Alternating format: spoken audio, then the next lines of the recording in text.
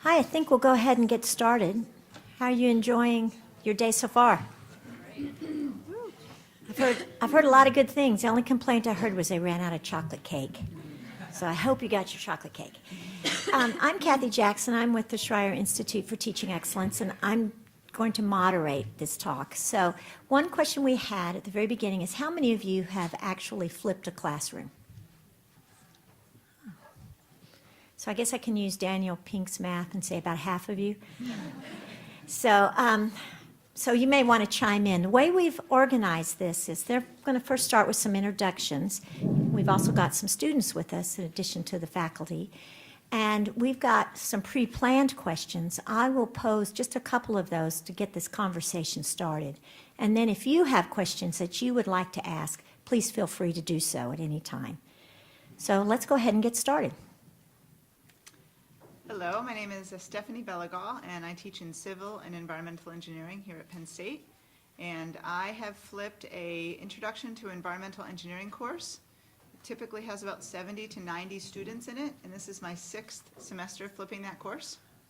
So share some of that with you. Hello, I'm Susan Stewart. I'm a faculty member split between aerospace engineering and architectural engineering, and I also teach in energy and mineral engineering, and I'm actually here to talk about my experience at the energy and mineral engineering side of it. I've flipped a class in that program on wind and hydropower. It's a junior level class that is typically between about 65 and 75 students. That I've now, this is the 2nd semester that I've flipped that class. Hi, my name is Kelly Butzler. I teach at Pennsylvania College of Technology, which is an affiliate of Penn State. It is a technical school, semi-open enrollment institution. I teach and have flipped organic chemistry, general chemistry, and forensic science. And I brought along 2 of my students that were in my class last semester, and they journaled privately about their experiences in general chemistry and forensic science. So they're going to introduce themselves next. I'm Meghan Cunningham, and I was in Kelly's class for general chemistry and forensic science. I'm Ryan McKeon, and I took only forensic science with Professor Butzler. Can you hear them okay? Tip the mics down towards you a little bit. There you go. Okay, well, let's get started. Stephanie, why did you decide to flip? So a number of years ago, I had been teaching this large, is that too loud now? Okay, you guys all look like, oh. Okay. So a number of years ago, I was teaching this large engineering class, environmental engineering, and I would teach the traditional way. I had lectures that I would get in the front of the classroom and teach, and then I would assign homework. And I had office hours, and at that time, I had a large shared office with a large blackboard and a table. So one time I remember one day, a Thursday night before the homework's due, about 8 students were sitting around the table asking questions about the homework. And they're asking questions about things that I had taught them in a lecture. And so, you know, I know you've all probably experienced that, where you think, you don't want to say I taught you that, because that sounds a little bit bad. So I would re-explain it on the board. And as I was re-explaining it, or explaining it probably to them, honestly, that they've heard it for the really first time, they really got it. And I could see the proverbial light bulbs going off in their mind as they think about, oh, that makes sense, I understand that, because it's in the context of this homework that's due the next day. And then another student came in, and the first student's name was Bob. I don't really remember the name. So let's say Bob. Then Julie comes in, and I said, Bob, explain to Julie what I just said to you, because I have to go help somebody else. And so he said, okay. So he explains it to the next student, and I see that he's learning even more because she's challenging him with some questions, and she's learning. And I thought, this is the learning environment that I've always believed in, where students are learning the information that they need, so just-in-time learning is happening, and the students are teaching each other and learning in part of a community. The problem was there were only 8 students there, and I have a class of 80. So that was 72 students out there somewhere working on this homework on their own. I'm not sure how they got the material, whether they're relearning it with the book or with each other. I'm not sure what's happening, and I really wanted to replicate what was happening in those office hours in my classroom. I wanted to turn the classroom into that kind of a learning environment. Along that same time, fortunately, I had prepared some lectures for a summer online course. I was turning this into a summer course. So I already had some of the resources available. And so that's why I decided to flip. I thought I have these lecture material. Obviously, in a technical course like engineering or science that we're teaching, the technical content is important. And so to incorporate some of these active learning techniques is great, but we don't want to sacrifice the content. And so by having that content online, I was able to open up my classroom to involve more active learning. Now the students come to class, they work on problems. The homework that's actually due, we do it in class. And so everyone's working on it, we're working together. And I'm able to replicate that office hour experience in the classroom. Well, since we've got students here, let's see what you guys can tell us about some of the benefits. Well, I know that for most classes that aren't flipped, when I'm working on homework problems, if I can't figure out an answer for myself, start looking in the book or maybe try looking at other online resources, but sometimes I can't quite grasp it on my own. And so usually I'd end up getting frustrated and kind of giving up or only halfway finishing the rest of my homework. But doing it in class, you got a professor who's right there who knows the right way to explain it to you. They can really talk in a way that you can understand, and it's a lot easier than just trying to read a textbook, which is, they're often really dry and kind of hard to grasp what information they're trying to get across. Yeah, I agree with Meghan. I think the biggest thing for me was applying the material that we taught ourselves at home, applying it in the classroom by using questions and discussing those, and being able to ask the professor straightforward, how do I solve this problem using the material that we learned, and application was one of the biggest benefits, I think. Are there any questions? How frustrating can be learning new material at home? Learning new material at home, what we used, Professor Butzler used video lectures that she recorded, so that really helped out pointing the bigger information that she thought we needed to understand. And so you could pause and rewind that video recording, so any things that you didn't catch the first time, if you were too shy to ask a question and repeat it in class, you could always just pause and rewind it. So there wasn't as much of an issue as just say reading the textbook, because you wouldn't be able to figure out the exact information that would be exactly important. But with the recorded lecture that Professor Butzler used, it was pretty easy. Yes. What was the motivation for coming to class to do your homework during class? Because my students didn't show up to do the homework in class. So what was your motivation? That was actually a problem that we kind of had in our, especially chemistry class. For forensics, we did some other activities like watching videos that made me want to go to class, because those were really helpful in applying the information that we had just learned. For chemistry, I went because I knew that that's what we were supposed to do. Sometimes, hate to say it, but it was showing up because I knew that if I didn't, I wouldn't pass the class. So I can address that a little bit. We did some research on why students come to class and don't come to class. And in this kind of a scenario, and more than half of my students come to class, even now, I probably get 60% on homework that's not particularly difficult. I think the general reason my students come to class is because they can get the homework done faster if they come to class, and I try to prime them for that.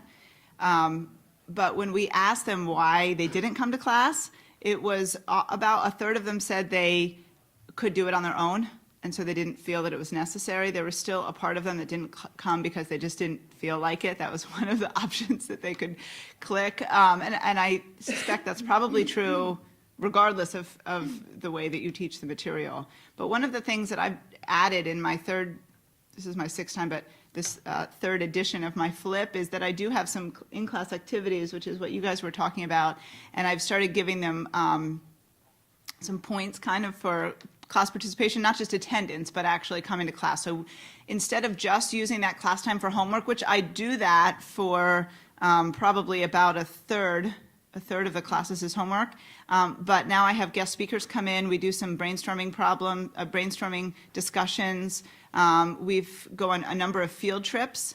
And so just thinking about Daniel Pink's message this morning with purpose, I found that as well as giving the students more autonomy, I think giving the students more purpose, using that class time by really bringing in applications, really making them think a little more broadly about the big picture, that's been helpful. But in terms of the bean counting kind of thing, I did find that for homework, if they don't need help, we have the way that I set it up, they watch the videos by Sunday night. They have Monday and Tuesday to come to class for homework. The homework's due Friday, and so is the quiz. So they don't have a whole lot of time to mess around. And so I think they find that time, I got to get it done. It's Friday.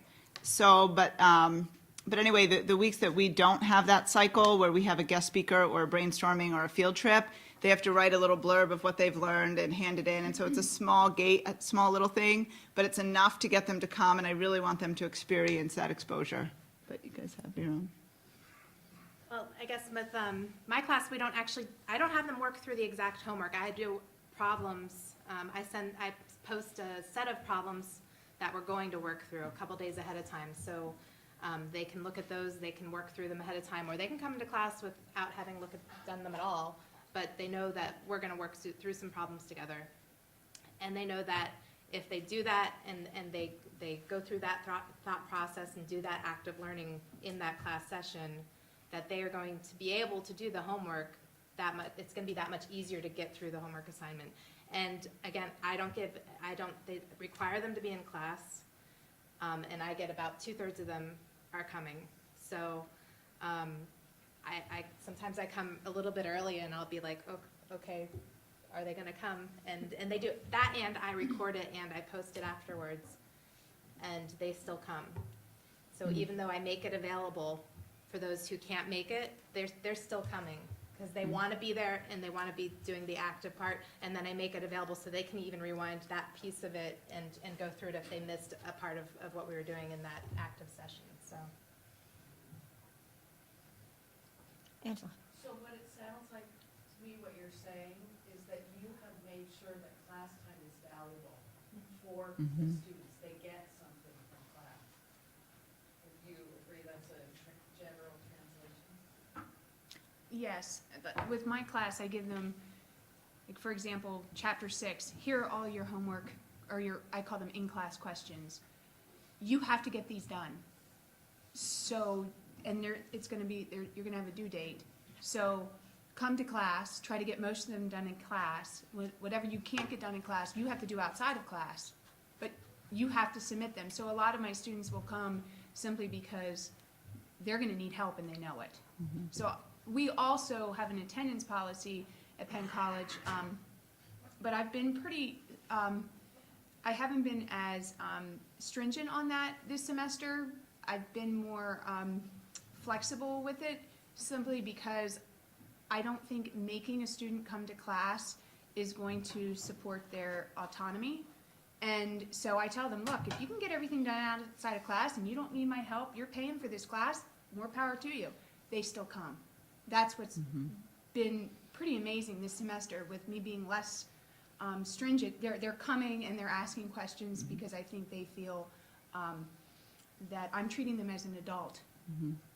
So I've noticed that change this semester. I think, again, it comes down to the autonomy that we heard about this morning. The students, one of the things that probably we all agree is, and the students even shared that the students like to be able to, my students have expressed they like that they can choose when and how they watch these videos on their own. And so that gives them, whether they want to, some of them obviously sit down and watch them all at once right before the quizzes due. I have an online quiz, like a gate check before they come to class to make sure that they've watched it. Some of them watch it all the way through, but some of them know that they can't focus for that long, and none of us really can. And so they know, okay, I can watch a 10-minute segment and then take a break, and then watch another 10-minute segment and take a break. And I tell them that in class. Listen, if you zone out, just stop the video or do one part and then get a drink or, not an alcoholic drink, but, get a good drink, a nice drink, and take a, what's that? Yeah, whatever they want to do. So, but, I really try to tell them, and I think that's one of the important things, is to prime the students, to let them know, here's how you can be successful in this class. use this for your benefit, you know, and I think that even though it's nice to get the technical content, there's really a value in them having control of being able to, like the student said, rewind. I always say that too, it's not really a tape anymore, but, you know, to go back and rewatch parts of the video that they didn't get. And often, I mean, there's no way in a class of 80 someone's going to raise their hand and say, can you repeat the last 5 minutes of what you said because I was not paying attention, you know? And so they can do that and no one's watching them and no one's judging them and that kind of thing. So I think that autonomy is really big. And then in the classroom, it's the same thing, you know, they can choose to come, but they know they're going to get value when they come.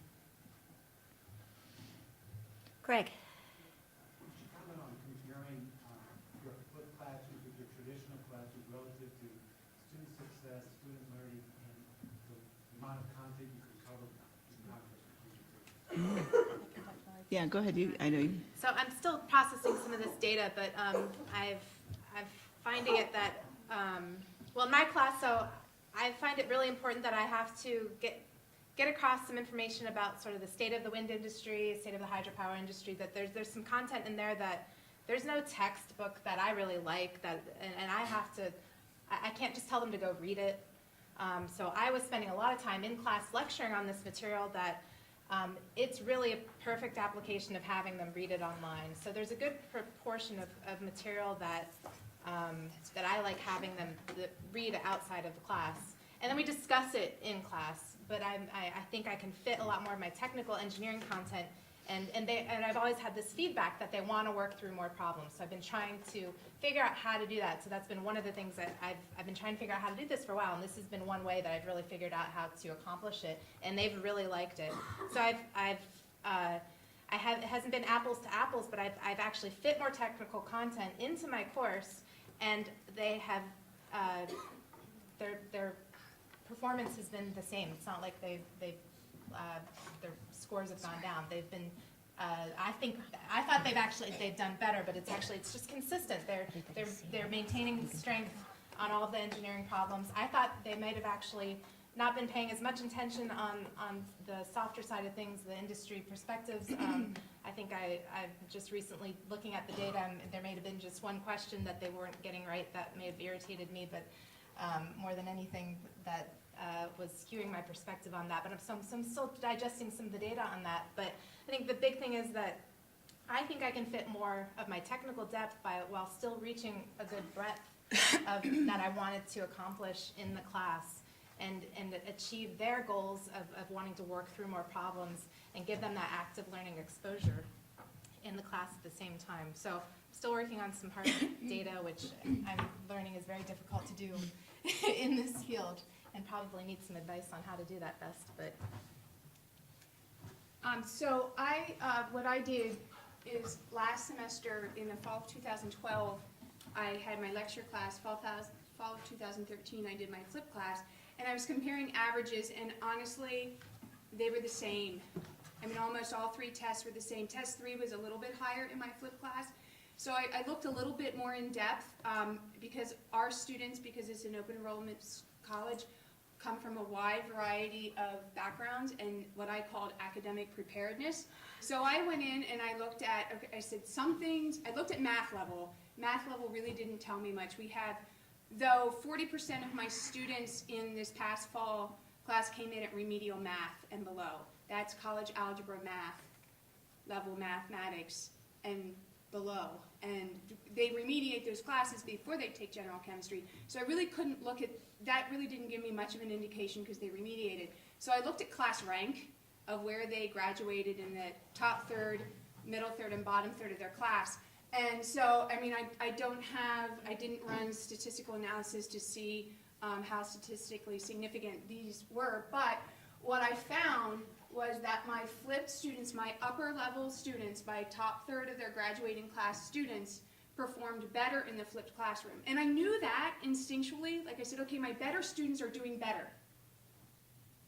But I didn't know what better students meant until I looked at the different class ranks. My bottom third students did a little bit better also.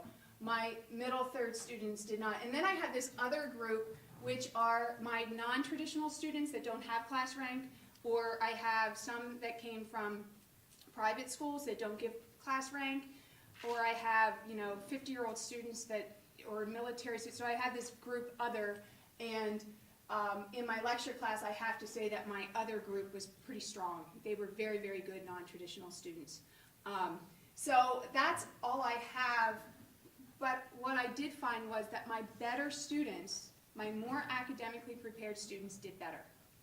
Unfortunately, my non-academically prepared students didn't do any better, and they were extremely, extremely frustrated. But, and I'm going to go on a little bit more on that, basically they don't want to do anything outside of class. They want to do nothing outside of class. So I've almost resigned myself to the fact that at least when they're in class, I can make them do the problems. At least when I'm in class, if that's all they do for those 3 hours that I meet them, they're doing problems. And I'm watching them and I'm catching their mistakes. If the 3 hours is all the time they spend, at least they're doing something active. So that's the point that I've gotten, that they don't want to do anything outside class, at least I'm making them do that. But that's my reality at the school that I teach at. I mean, Penn State, you're not going to probably find 35% of my students this semester graduate the bottom third of their class. I just want to jump in there with, how to do this though. Let's see. I wonder if you need the mics. What's that? Stephanie. Oh, the mic, okay. Is there a question while she's looking something up? Well, you don't have to address that, but that's what I wondered about. So they're supposed to watch lectures or that kind of thing, read whatever's supposed to do out, so they can do the problems in class. Are you finding, or what happens when they don't do that? Can they do the problems? No. Or, No, they can't. so what's happening and how does that affect you? I start out with one problem, and I go through and I go around and try to help them. But if you guys want to address it, because they were in the class with them. Well, there were a few weeks where, things got really hectic, certain parts of the semester, and I decided not to watch the vodcast that we did for outside of class. And when I got in class, I had no idea what was going on. I mean, which makes sense. I didn't look at the chapter beforehand, so how could I know how to do the problems? Which was really stupid on my part, but that's what college is about, kind of, learning how to learn. So, I don't know, that taught me pretty fast that you really have to apply yourself outside of class. There's no way to do it without watching the videos or at least reading. But Megan was very self-reflective. She realized that she needed to do something different. A lot of my students got very angry at me, thinking that I should be doing something more to help them, not them doing something more to help themselves. Yeah, So, I heard a lot of students in the class just saying, well, she's not teaching us. But I mean, the videos we watched were just a recorded lecture that she had, done from a previous year. So it's not like we were teaching ourselves, but that's what everyone's go-to complaint was. I think there's a number of things that, What's that? What do you do to support yourself? I'm in that exact situation. What do I do My to boss support told me to myself? Stop flipping the classroom because I had too many students complaining that I'm not teaching. So what do you do? Cry. Vent to my husband. And he actually told me, he said, Kelly, just stop. He's like, just stop flipping. He's like, students just want I to, say the same thing? yeah, he's just like, you're making it too difficult for yourself. This semester I did make some changes, and we can We'll get to those. that later. That has really, really, really helped, I think. But I'm not going back to the lecture. I truly believe in this, because yesterday a student thought M1 times V1 over V2 was different from M1 over V2 times M2. He had no idea that gave you the same thing. But I would never have been able to catch that had I not been able to walk around and watch him do that. And he was a senior, graduating soon. I think there's a number of things you can do in that situation. I mean, I think there are a number of pitfalls to this.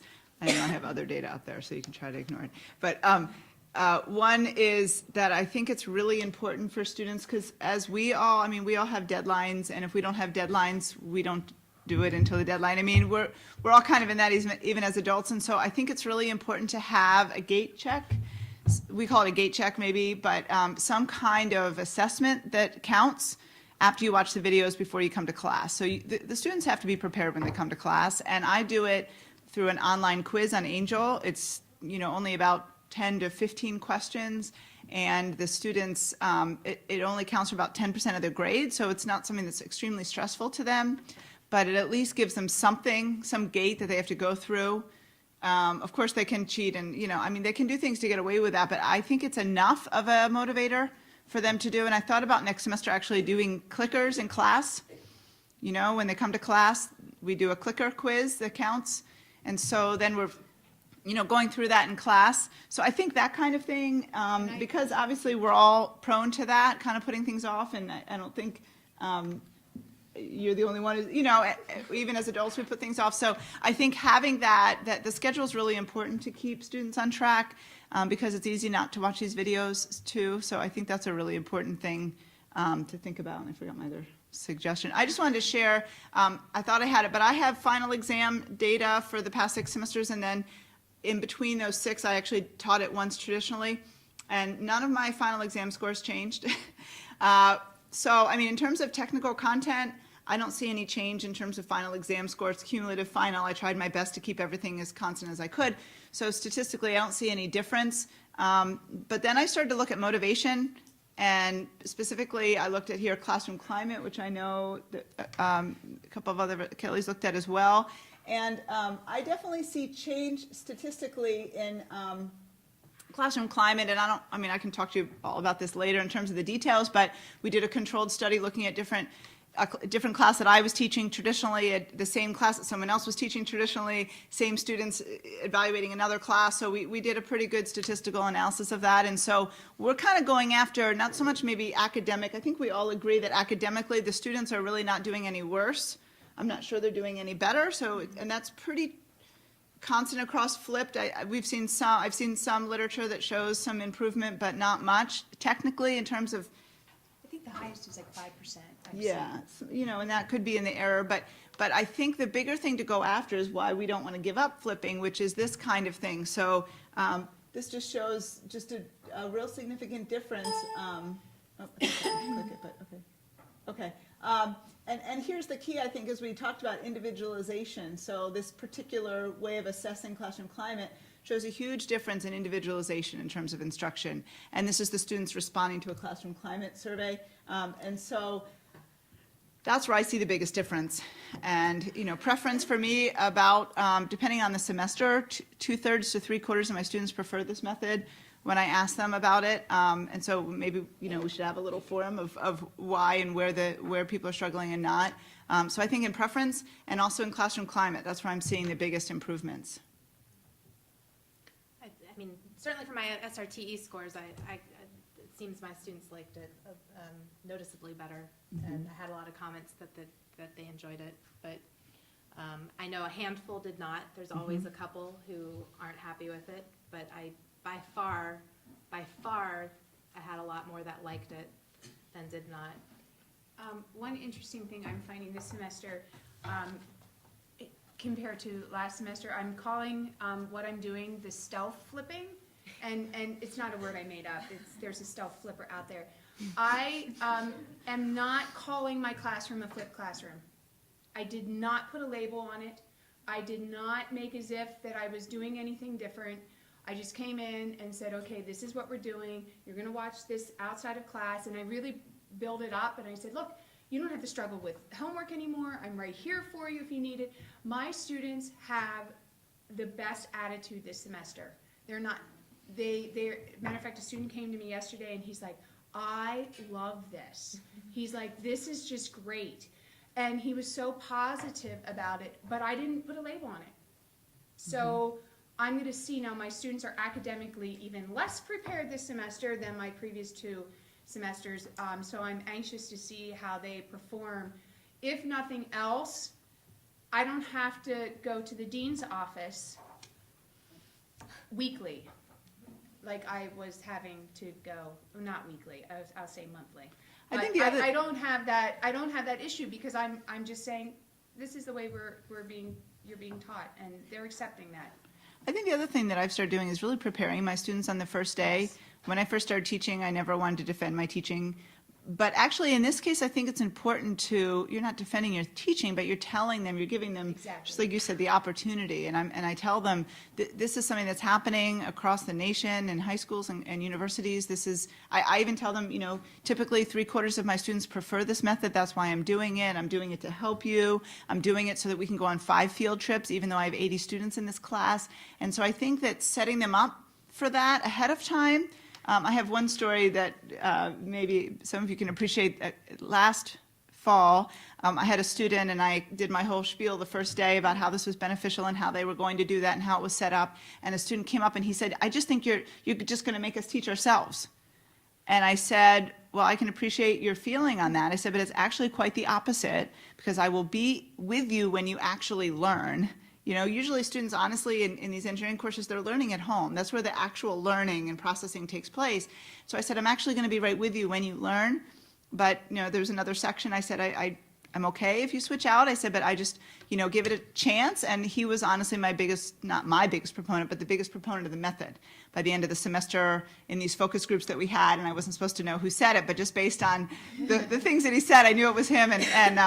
But, so I think that that's the kind of conversation that you have to have with students, just to explain what you're doing. They're not used to this model, especially if they went through a traditional curriculum, a traditional, high school, sage on the stage, that kind of thing. And so I think it maybe warrants some discussion with the students about why you're doing it, the importance of it, in a very positive way, in a way that shows that you're really trying to help them. It's not really about you reducing your workload. It's really about helping them to achieve more. What were your best resources that you found when you were getting ready to prepare?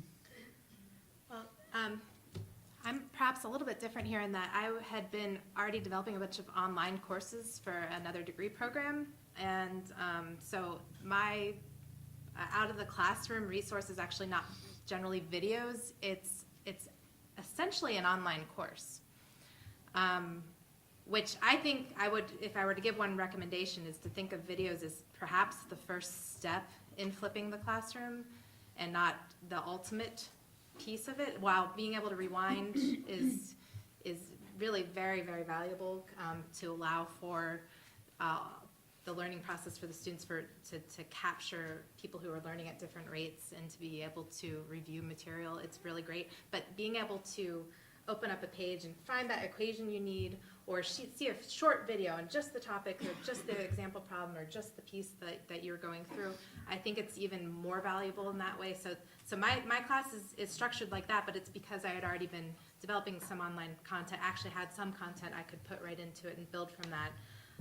So having some experience with working online, or having at least some experience with working with the videos to start with, was really valuable. And actually having access to instructional designers who can help you think through some of these techniques for engaging people online is really important as well. So. I was in a similar situation. I had prepared some online material for an online course, but I actually redid all that material. So I went through once and recorded from the back of the classroom my videos. That just was an easy way to do it for online class. And after flipping twice with that, I had a lot of feedback. So a lot of you saying, the first time I flipped it, students really didn't like it as much, and I got a lot more negative feedback. And then I re-recorded all the lectures in a small studio with continuing education in the College of Engineering, who was great. I re-recorded them for the summer, so that was the financial model, right? So the summer courses paid for that service. But I re-recorded them for a couple reasons. One is I had holistic modules all together, and I made the videos shorter. So all the videos I tried to keep about 10 minutes. I didn't always succeed, but that was my goal, about 10 minutes per segment. So that was one of the complaints I had from students. The videos were too long. They couldn't pause it, streaming and all that kind of stuff. So I actually re-recorded them. And I had a tablet PC where I wrote on, and I think there are a lot of different options. So I had great resources in the College of Engineering. I would recommend, if you're going to do this, you need resources. You need to find somebody. It's a daunting task to take on at first. I think it can pay back. My workload now during the semester is much less than it is when I'm preparing lectures from scratch. But the initial investment is substantial, and so I think it's something to think about. You've got to make sure you have those resources available.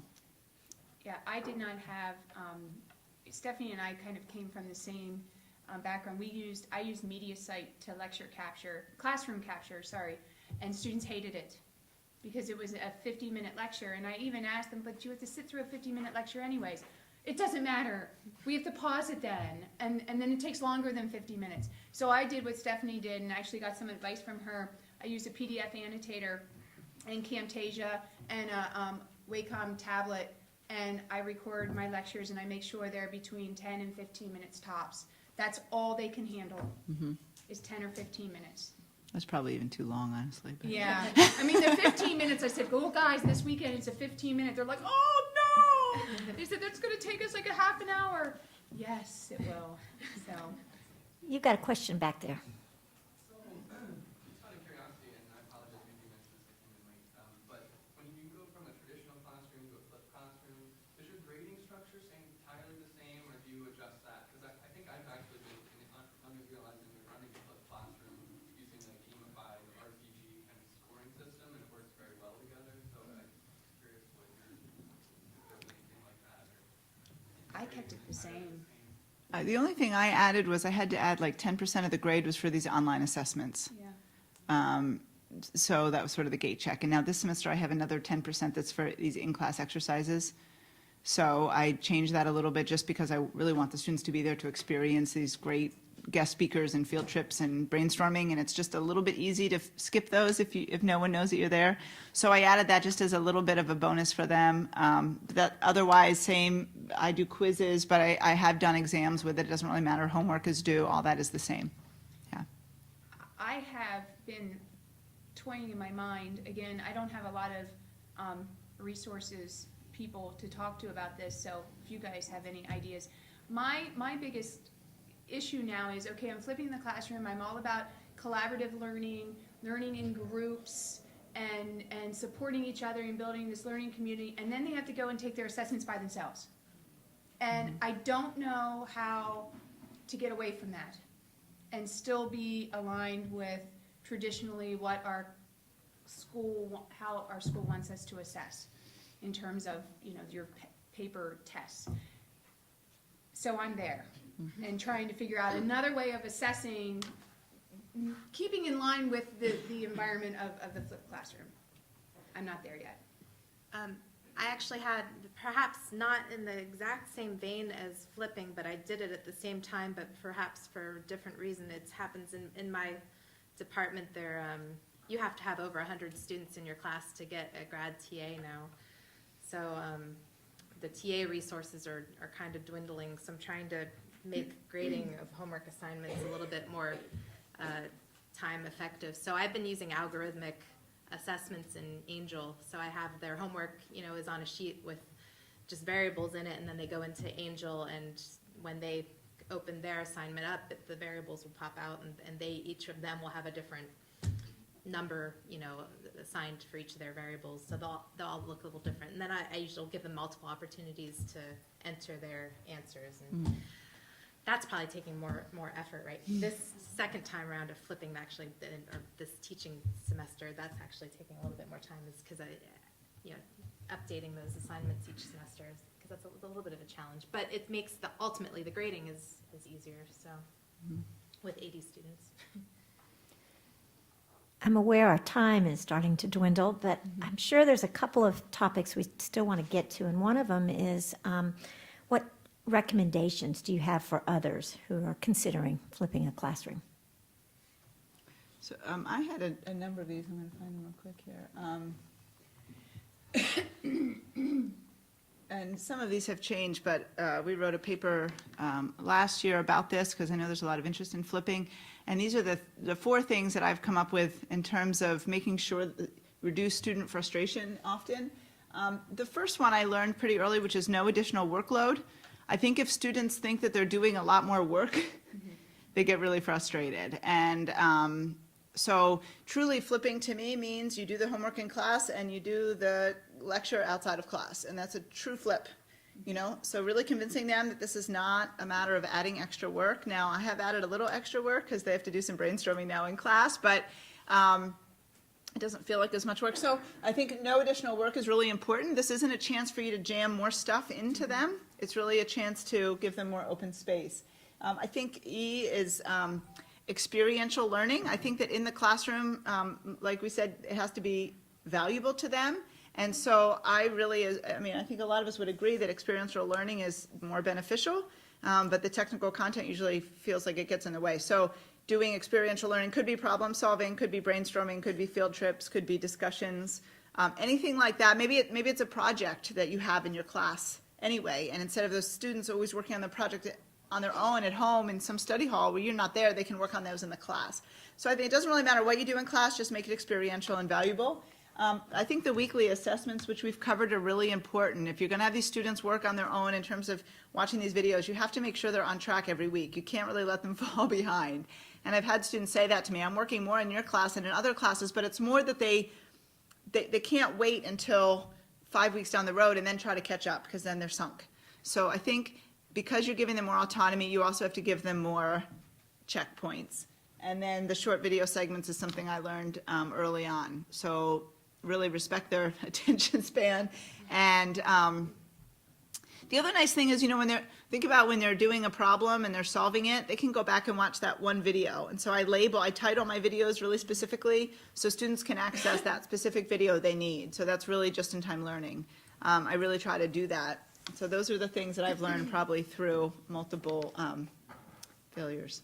Yeah. I just heard you say just-in-time learning. What context did you use that in? Could you repeat that? Sure. So just-in-time learning, so when they're working on the homework, that's usually when they have the biggest questions in my class, in an engineering class. So they're working on homework and they don't understand how to solve the problem. And even though I probably would... call the working in class with you there as the just-in-time learning. Right. Yeah, okay. And often what I will do is when I see a common question, this just happened yesterday in class, I see a common question being asked a number of times, I'll stop the class and say, oh, it looks like everybody's confused about this. Let me go to the board and explain this to you. And because they have it right in front of them and they know that homework's due, it tends to sink in a little better, I think. I did things very similar to what Stephanie did when I changed everything for this semester. But I have things grouped into lessons, and I assign a lesson per day. So they have to watch these podcasts. Here's the reading section. A virtual lecture is actually them doing the problem solving. And then I have them do a problem beforehand, and then I stole Stephanie's idea of a gate check. But my gate check's a little different. It's in a Google form, and they have to answer a few questions, and they have to write their muddy points and clear points in there. It's coming up, I think. But the big thing was I really made this as structured as possible instead of things being all over the place. And I told them, I said, the vodcast and the reading are your knowledge acquisition. Then your virtual lecture is, okay, let's see how a problem solved. And then the before class problems is a self-check, and the gate check is almost like a self-assessment and telling me what you need to learn. So I told them that their learning is broken up into 4 segments. And then you come in and we do the active learning. So that seemed to, help. They're much more structured now, because they know exactly lesson 1, this is what I do on lesson 1, all of these activities. Now, whether they do them or not, I don't know. But the gate check, this is the gate check on a Google form. And it's just awesome, because I can get the viewer responses. So I can see, and they put in their ID number, and I can see who's done them, and they get credit for doing that. And I do it right before class, and I bring this up. This is how I start the class. I start the class with a gate check. Let's go over the gate check. Let's focus on the muddy points. I don't have to do the clear points because you know already how to do that. So that's what I did. And it's, like I said, it's either the stealth flipping, not telling them that this has a name, or my whole structure. And I think it's a combination of both that's really, really made this semester much better. I think starting with the muddy points is really important, Yeah. because you're basically telling the students, and I will often post, I'll make a little quick document showing the comments that people have, and sometimes they're really funny, like, this is so confusing, and I won't put the name.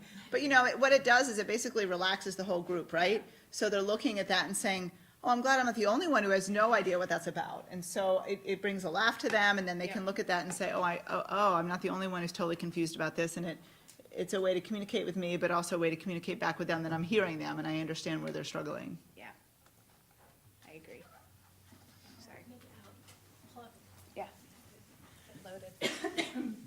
I'd show my course website just for comparison. Is it?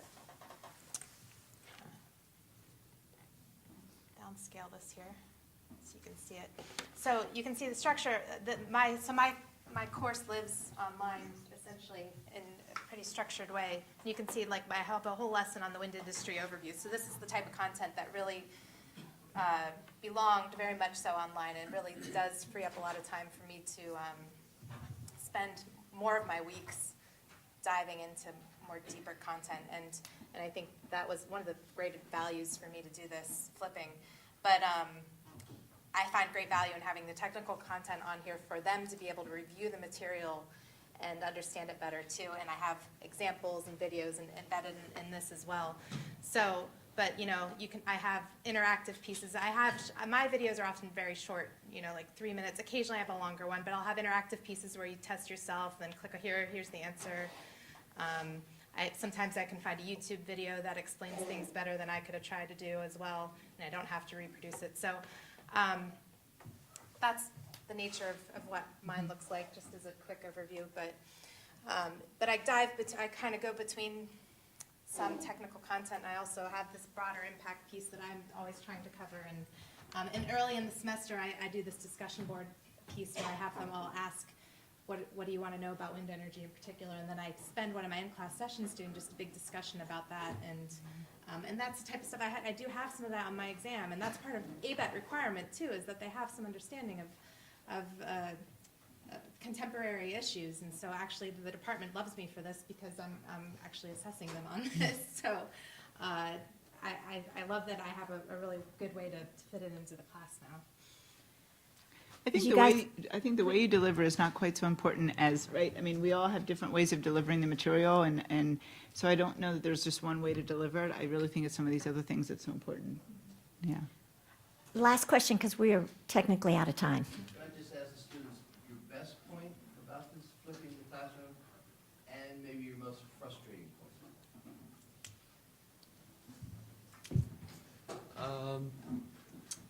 The best point for me was, well, I had two pretty good points. One was, though I had to do the lecture and stuff outside of class, I had a lot of time to do it, and I had a lot of time to think about it and go over it a couple of times. And the second part was being able to go in and ask questions about how you use that information to apply it to this question. So. Anything frustrating? Anything frustrating? I guess there was a few times that I did get sidetracked and I did not get the homework done or finish the lecture. And so when I came into class, we weren't going over the lecture. We were doing problems, so I was lost in that aspect at moments.